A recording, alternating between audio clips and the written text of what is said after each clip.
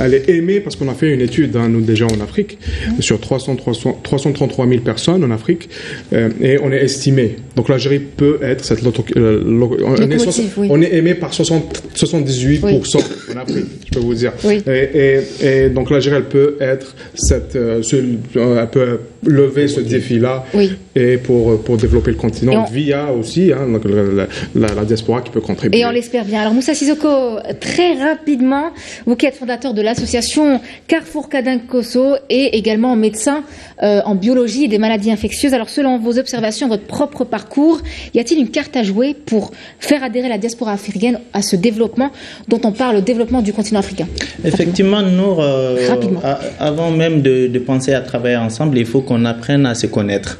Et depuis la rupture de 1888 à 1999, il y a eu une rupture parce que nous, les jeunes qui sont nés entre 1888 et 1999 ne connaissent pas cette Mecque des révolutionnaires africains. Donc nous, on est perdus. Et la dynamique a commencé en 2000 avec l'Algérie. Donc nous, on est un peu déconnectés de cette réalité-là. Mais pour aider, c'est-à-dire l'Algérie, et consolider la démarche, la stratégie, je félicite toutes les stratégies mises en place par le président de la République, c'est-à-dire vers l'Afrique, surtout avec la création de hubs de marché au niveau des ambassades algériennes en Afrique et aussi le pôle économique au niveau des ambassades algériennes en Afrique. Ça nous donne de l'espoir. Et nous, à travers notre association Carrefour Kadinkoso, nous voulons vraiment contribuer, nous voulons vraiment consolider cette démarche et nous voulons vraiment participer à la démarche de l'État, du gouvernement algérien vers l'Afrique pour pouvoir gagner plus de marchés,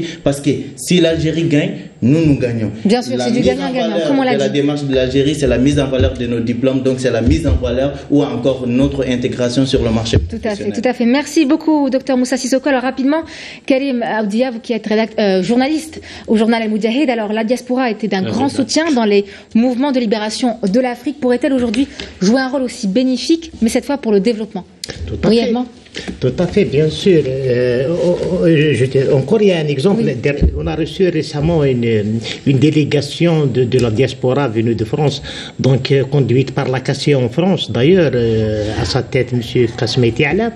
Et à l'occasion de cette visite, donc, des pouvoirs publics ont été davantage sensibilisés sur l'idée d'intégrer, de mobiliser notre communauté au service d'un meilleur développement économique dans le pays. La décision a été prise d'ailleurs de créer des différentes CACI, donc des chambres comme ça, des institutions un peu partout à travers le monde. Donc les pouvoirs publics, ils vont créer des institutions de représentation, de regroupement des compétences de la diaspora un peu partout dans le monde. Et ça, c'est un grand pas positif.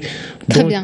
Il y a une réelle volonté, il y a une réelle volonté justement d'inscrire la diaspora dans le développement économique du pays. Je vous remercie, monsieur Aoudi. Alors rapidement, Mohamed Saïd Mouzet, vous êtes directeur de recherche au CREAD.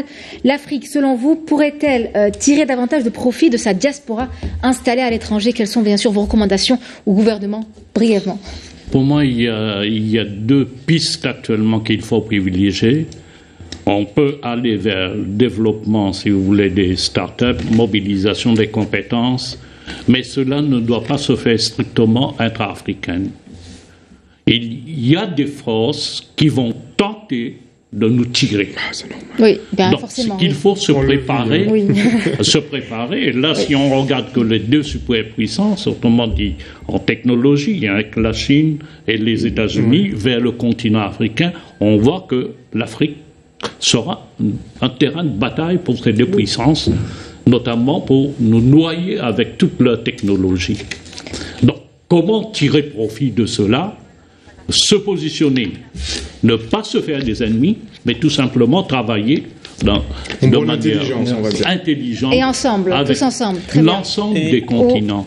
Pour moi, là, c'est l'une des solutions. Merci d'avoir été avec nous. Dernier élément, il faut qu'on change de discours.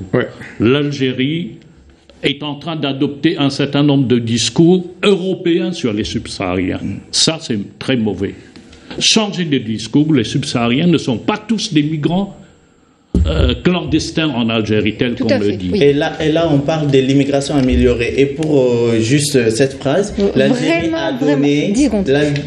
a donné une stratégie militaire à Nelson Mandela. L'Algérie a donné une stratégie psychologique à Frantz Fanon. Et bien, notre génération attend une stratégie